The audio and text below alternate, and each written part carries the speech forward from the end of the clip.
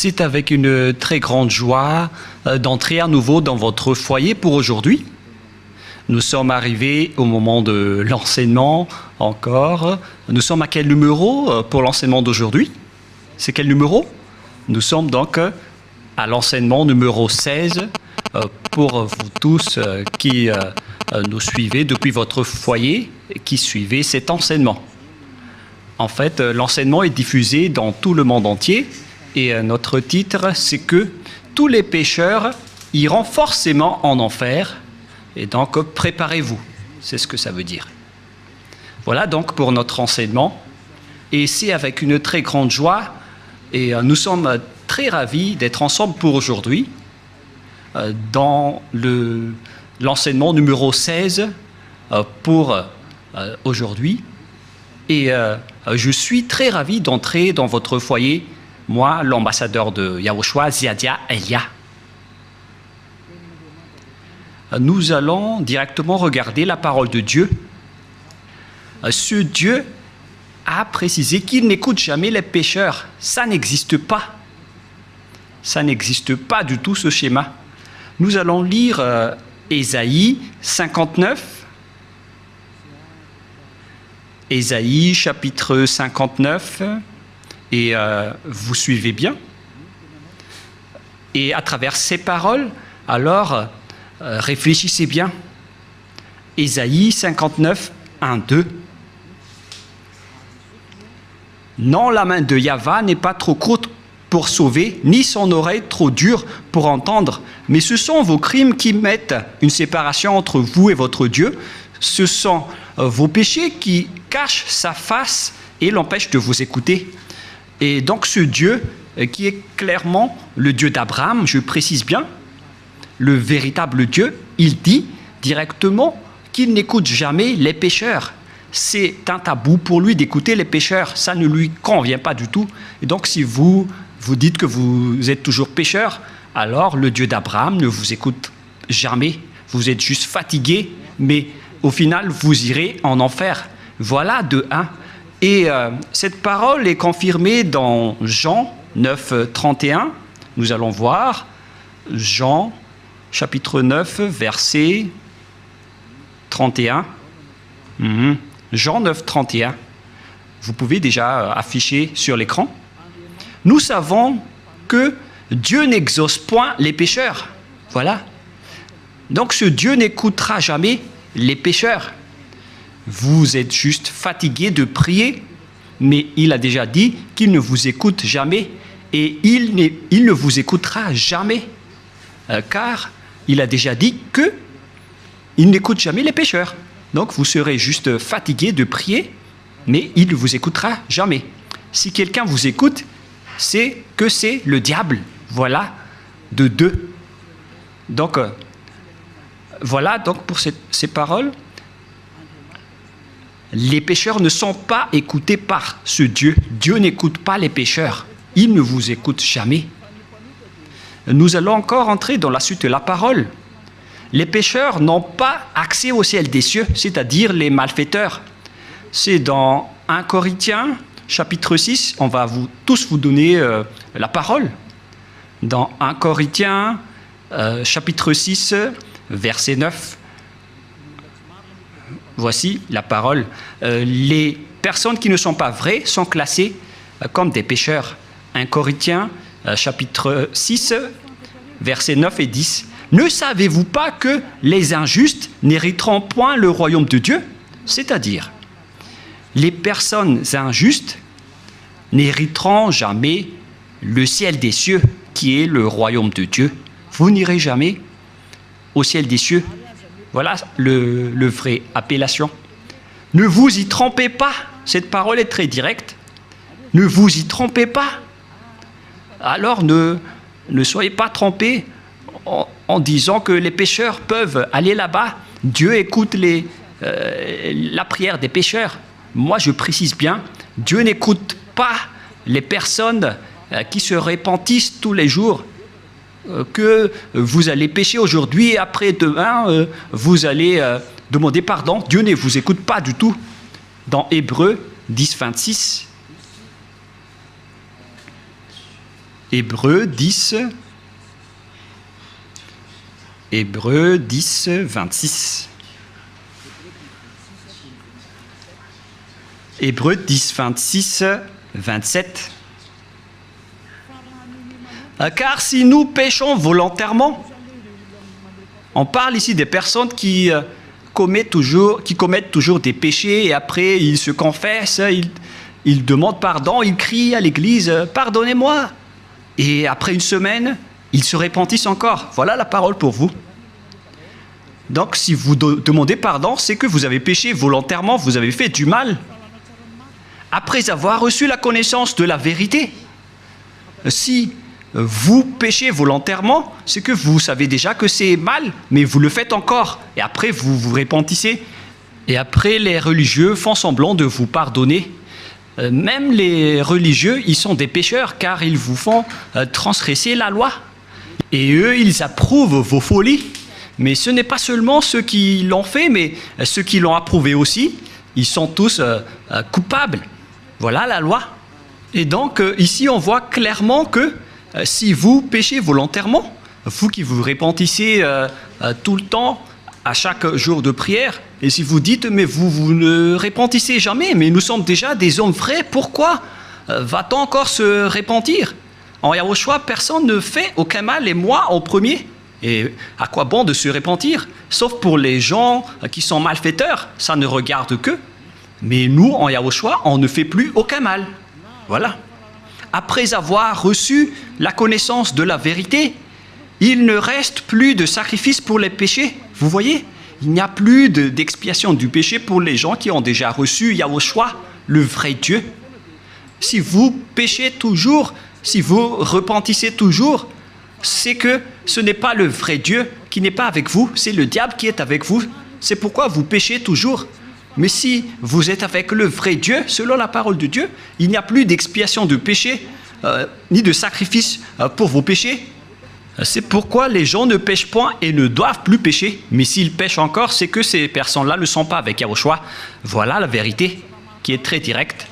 Verset 27. « Mais une attente terrible de jugement et de l'ardeur d'un feu qui dévorera les rebelles. » Voilà. Ce sont des personnes qui seront en attente terrible de jugement et l'ardeur d'un feu qui dévorera les rebelles. Voilà ce qui est dit par la Sainte Écriture pour les ennemis de Dieu. Donc, ça n'existe pas le fait de pécher et de se repentir. C'est-à-dire que vous péchez volontairement. Si on vous a ôté de vos péchés une fois, donc il n'y a plus de sacrifice pour vos péchés. Vous serez péchés éternellement. C'est pourquoi on vous a donné le Saint-Esprit et après vous devenez parfait sans imperfection et ne faites plus, et vous ne faites plus aucun mal. Voilà donc pour vous dire que les personnes en Yahushua ne font plus aucun mal, mais vous qui péchez encore, vous êtes des faux. La parole est claire maintenant, et maintenant nous allons voir dans 1 Corinthiens chapitre 6, verset 9, qu'on a déjà vu tout à l'heure. « Ne savez-vous pas que les injustes n'hériteront point le royaume de Dieu? Ne vous y trompez pas. » Alors, attention, ne vous y trompez pas. Ni les impudiques, ni les idolâtres, ni les adultères, ni les efféminés, verset 10, ni les infâmes, ni les voleurs, ni les cupides, ni les ivrognes, ni les outrageux, ni les ravisseurs n'hériteront le royaume de Dieu. Donc tous les malfaiteurs n'hériteront jamais le royaume de Dieu. Ils ne peuvent pas entrer là-bas car ils sont pécheurs. Alors vérifiez votre place parmi eux. Vérifiez bien votre place. Où est-ce que vous vous trouvez? Mais le Père Yahva dit, vous n'y entrerez jamais le ciel des cieux. La parole qu'il a transmise à Yahushua et après aux apôtres. Voilà donc la réalité. Deuxièmement, je ne sais plus, on est à quel numéro, 5 ou 6. Une autre parole pour vous, dans Apocalypse 21, verset 27. Apocalypse 21, 27. Il n'y entrera chez elle rien de souillé, ni personne qui se livre à l'abomination et au mensonge. Il n'y entrera que ceux qui sont écrits dans le livre de la vie des agneaux, les personnes abominables, ainsi que les non-saints n'y entreront jamais au ciel des cieux, c'est-à-dire les malfaiteurs comme vous qui ne voulez jamais quitter vos péchés et qui diffamez ce saint royaume, les menteurs. Combien de fois vous avez déjà menti? Toute votre vie, vous avez menti, vous avez escroqué les gens jusqu'à aujourd'hui. Vous n'y échapperez jamais si vous ne vous rapprochez pas de Yahushua, mais seulement ceux qui sont écrits dans le livre de l'agneau qui pourront y entrer. Et l'agneau, ce n'est autre que Yahushua qui ôte les péchés, et les personnes qui sont avec lui ne pêchent point, car ils sont devenus des personnes justes. Apocalypse 21-27, pour vous prouver que les pécheurs n'entreront jamais au ciel des cieux, ne perdez pas votre temps, vous vous trompez d'adresse. Apocalypse 21-8. Apocalypse 21-8. Mais pour les lâches, les incrédules, les abominables, les meurtriers, les impudiques, les enchanteurs, les idolâtres et tous les menteurs auront leur part dans les temps ardents de feu et de soufre, ce qui est la seconde mort. Cette parole nous précise bien que les incroyants qui ne croient pas à Yahushua ne pourront jamais entrer au ciel des cieux. On parle ici de Yahushua qui délivre des péchés. Et on va maintenant rentrer dans le sujet des pécheurs. Qui sont les pécheurs? Les pécheurs, ce sont les personnes qui ne croient pas au Dieu d'Abraham. Voilà d'abord. Et le nom du Dieu d'Abraham, c'est Yahweh. Et tous ceux qui sont avec lui sont ôtés de leurs péchés. Vous avez remplacé Yahweh avec d'autres dieux. Réfléchissez-y car il y en a plusieurs.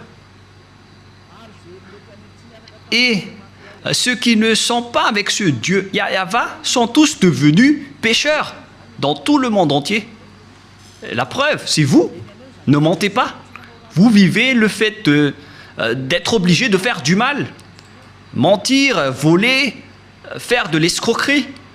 Aucun de vous ne marche dans la vérité. Que chacun se mesure. Et les autres, ils ont 4 femmes. Alors qu'ils osent dire être avec le Dieu d'Abraham. Et certains en diffament. Et directement, ils font des enseignements en disant il y a trop de femmes qui n'arrivent pas à survivre, donc on doit faire la polygamie. Certains humains ont créé ce genre d'enseignement parce qu'ils veulent juste faire de l'adultère. Et pourquoi vous faites ça? Mais tout ça existe. Il y a ceux qui ont changé carrément le nom. Il y a ceux qui se disent être avec le Dieu d'Abraham alors qu'ils font de l'idolâtrie et de la sorcellerie. C'est vraiment un pire danger. L'adultère et l'impudicité, on ne parle plus. Aucun Dieu d'Abraham n'a autorisé un homme pour se marier avec plusieurs femmes. Le Dieu d'Abraham a déjà sorti une loi à travers Yahushua, le fils préféré, son fils préféré qu'il a envoyé. Moi, je vous ai déjà prouvé que ce Dieu a déjà bien engendré. Et c'est Yahushua, son fils aimé, qui a sorti une loi en tant que prophète, un prophète israélien. Et je vous ai déjà enseigné qu'il faut écouter les prophètes israéliens, alors que le dernier prophète israélien, c'est Yahushua. Il a sorti une loi comme quoi un homme doit se marier avec une seule femme. Nous allons voir cette parole dans les Philippiens, dans le livre des Philippiens, que je vais chercher un peu.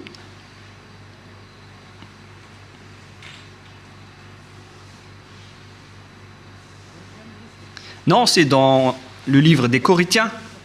1 Corinthiens, chapitre 7, verset 2.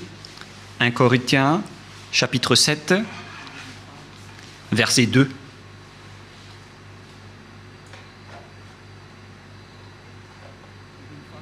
Verset 2. Toutefois, pour éviter l'impudicité, que chacun ait sa femme et que chaque femme ait son mari. Voilà. Donc, que chacun ait sa femme ou son mari. Et nous allons lire une autre version française afin de connaître qu'on ne doit pas se marier avec beaucoup d'hommes ou beaucoup de femmes. Voilà ce qui est dit. 1 Corinthiens chapitre 7, verset 2. Toutefois, pour éviter l'impudicité, que chacun ait sa femme et que chaque femme ait son mari. Donc, il n'y a pas de parole qui a dit que chacun ait ses femmes. Non, non, non, non, non. Un homme pour une femme. Voilà ce que ça veut dire. Un homme pour une femme. Que chacun ait sa femme. Donc, un homme qui se marie avec une seule femme. C'est une loi qui a été sortie par le Dieu d'Abraham à travers le dernier prophète, Yahushua, qui a transmis à ses disciples selon la Sainte Écriture. Et que chaque femme ait son mari.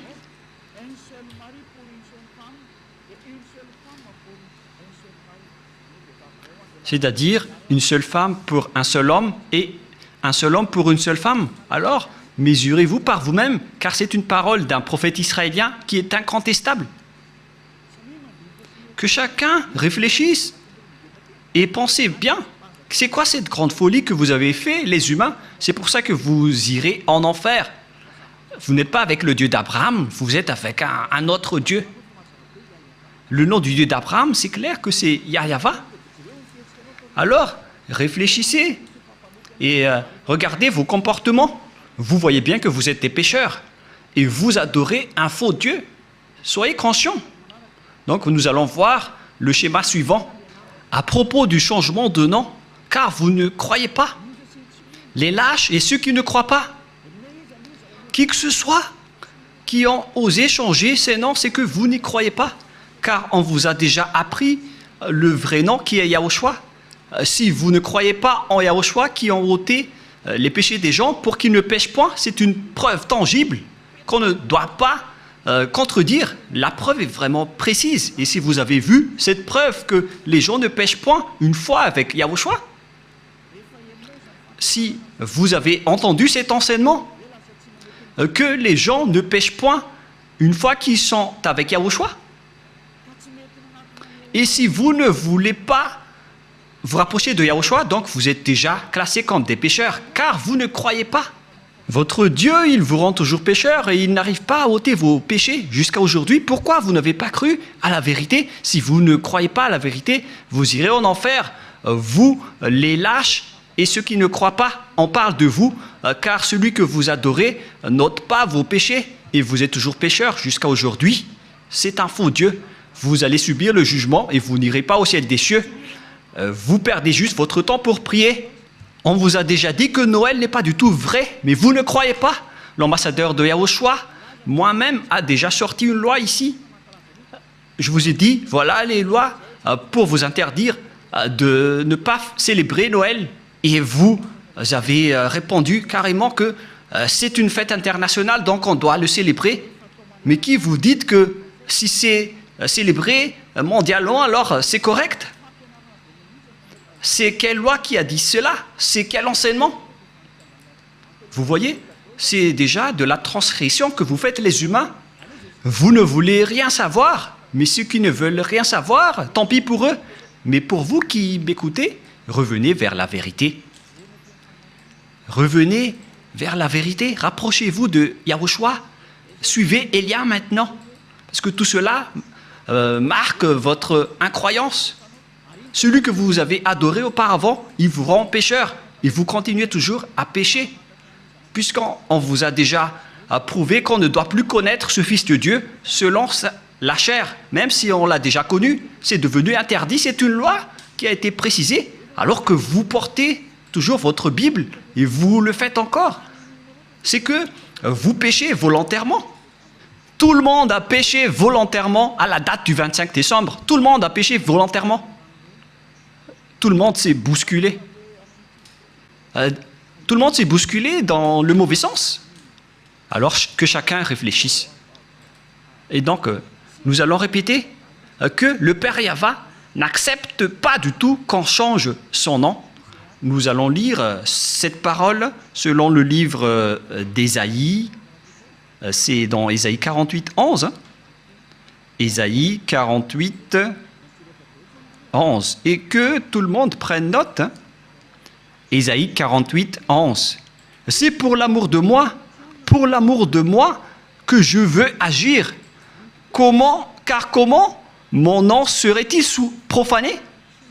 Je ne donnerai pas ma gloire à un autre. Voilà. Hélas, on a profané mon nom, mais moi je ne donnerai point ma gloire aux autres. C'est la preuve que le Père Yahva n'accepte jamais qu'on change son nom. Si c'est Yahva, son vrai nom, alors on ne doit pas changer en Jéhovah, Jésus, Jesus, Allah, Brahma, Vishnu, Brahma, Bouddha ou je ne sais plus. Non, non, non, non, non, c'est interdit. C'est un Dieu unique qui est le créateur de ce monde, que ce soit les visibles ou les invisibles. Vous ne connaissez rien de cela, mais son nom c'est Yahweh. Il est mon cher père, le père de Elia, le père de Yahushua. Je ne donnerai pas ma gloire aux autres, alors que vous l'avez déjà donnée aux autres. La gloire qui aurait été attribuée au Père Yahweh, vous l'avez attribuée au faux Dieu. Donc vous avez péché et préparez-vous à affronter la colère du Père Yahweh.